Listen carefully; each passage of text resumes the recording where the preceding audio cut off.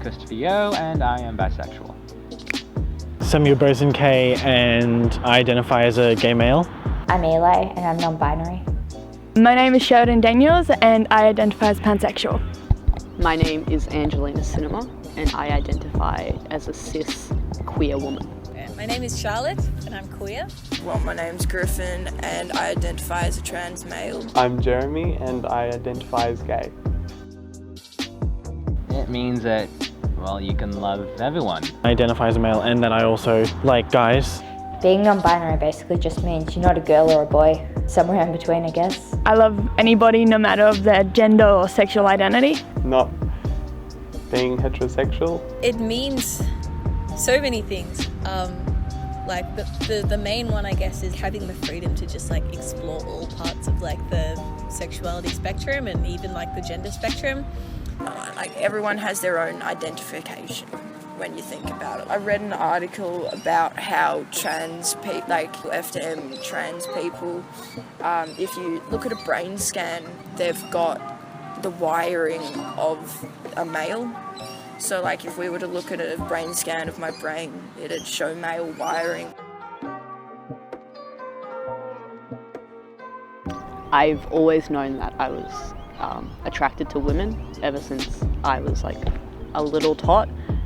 When I was 9, I had a dream, like, I don't know what it was about, but I went to talk to my dad about it, and because it was a dream about guys, and he was like, well, you could be gay.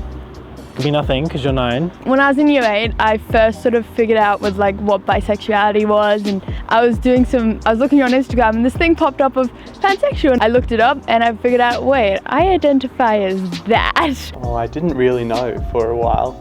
I knew for a while that I liked boys, but I didn't realise that that actually meant something. It was only until I hit probably when I was like 12 years old that I realised that liking boys is actually something that not everyone who's male likes. Look, it was a long journey. There were a lot of times where I really wasn't sure about my sexuality, especially like going through early high school, because it wasn't talked about really. It was either gay or straight.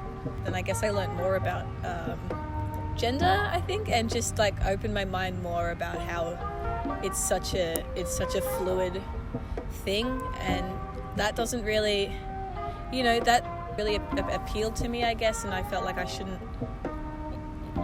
I'm just like attracted to who I'm attracted to, I feel like it was a thing from as a child, like I somewhat knew, but like I didn't know because as a kid, like you don't have the terminology, you don't have the knowledge.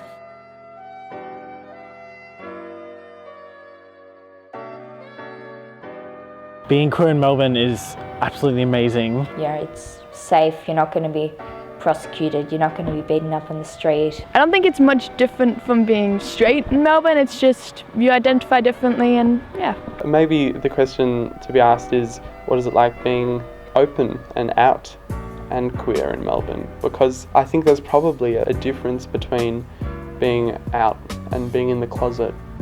I feel like I've had a fantastic experience, actually. I think being queer in Melbourne is easier than other places.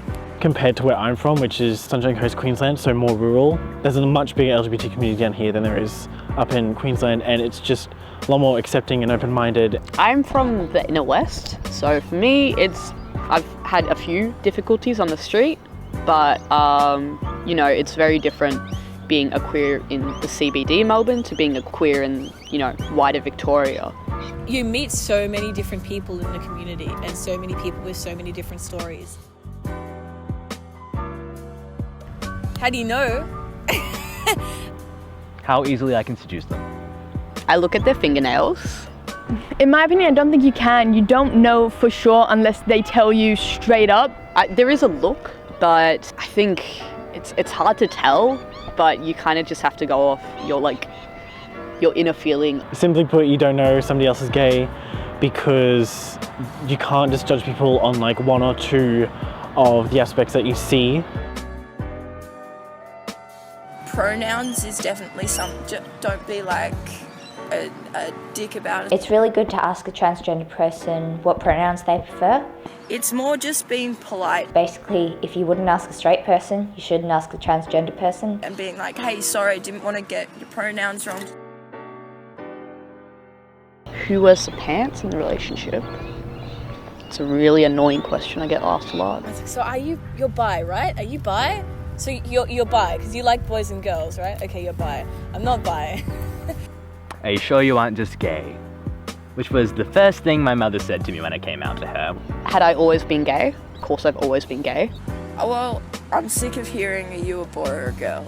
There are better ways to word questions like that. Oh, how do I know I'm queer if I've never been with a man? Oh yeah, another thing.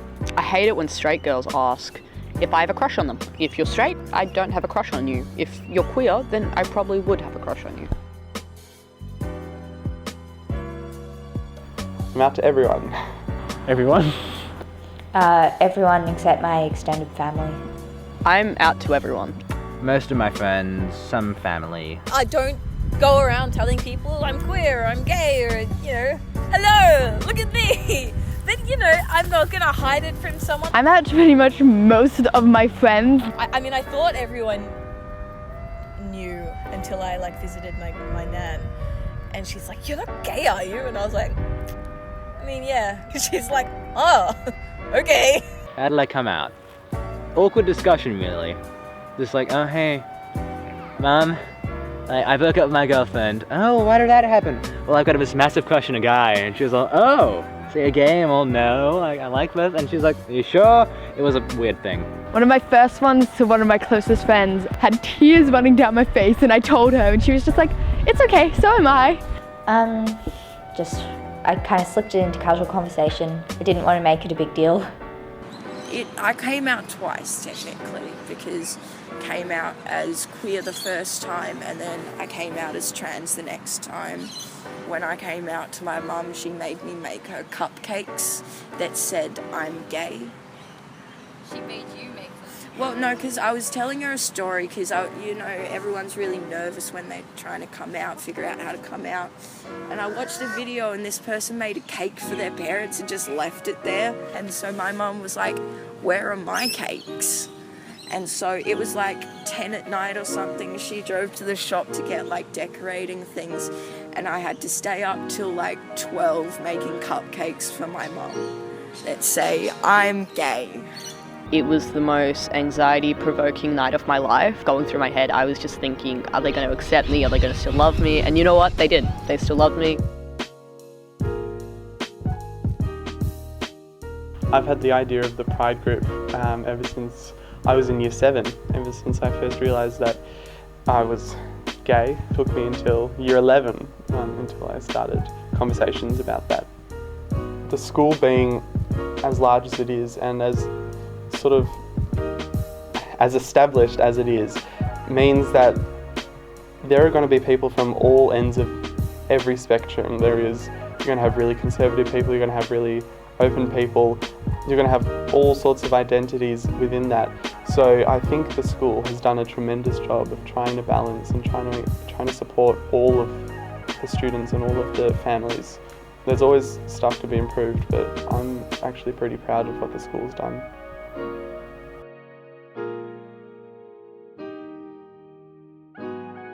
If your kid's queer, transgender, accept them, love them. They're still the same kid that you gave birth to. Don't make them feel like they're trapped in any way. Make them feel like you can talk to them. Just telling someone, I love you and I'm there for you can mean so much. I guess it's hard to give advice when I'm still going through a lot myself. Don't be scared of it, man. It's not a bad thing. Don't limit yourself. Don't, questioning it is totally okay. Open up to somebody. It might be your best friend. You never know. They might be hiding the exact same thing. No matter how you identify, you are loved by somebody and it's okay to be who you are. Communication is key in all walks of life, in relationships, in friendships, in workplaces, in anything. Communication is number one. Love yourself, and you know what? That's cheesy, and it might feel awkward, but god damn it, if you don't love yourself, how the hell are you gonna love somebody else? Can I get an amen? The best thing I ever did was coming out and was being confident in myself, and I just wish people would stand up a little bit taller, shout a bit louder, be a bit more prouder of who they are, because in the end there's always going to be someone who respects them for that. People won't always respect you for who you are, but you'll always get respect for being truthful.